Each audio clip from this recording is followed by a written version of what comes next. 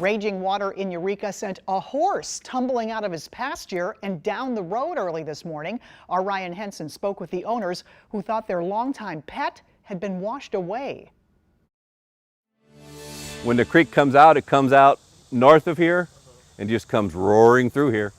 This muddy pasture is Smokey's usual stomping grounds. And I looked out the window and I couldn't see any grass. It was all water. This morning, it was turned into a river with the tide too strong for this steed. And saw our horse Smokey out in the back corner of the field. The water was up to the bottom of his belly.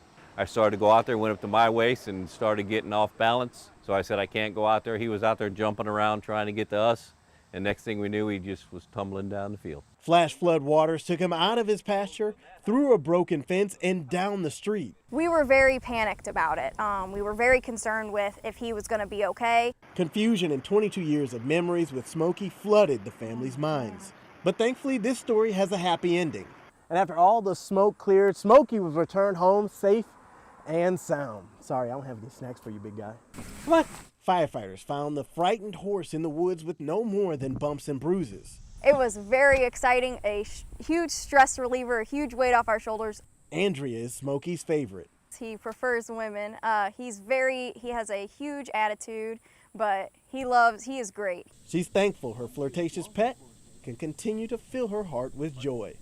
Ryan Henson, 5 on your side. Thank God for that happy ending. With all of this rain and flash flooding, it's important to stay on top of the forecast. You can get weather updates anytime on the free 5 on Your Side app. Hundreds of people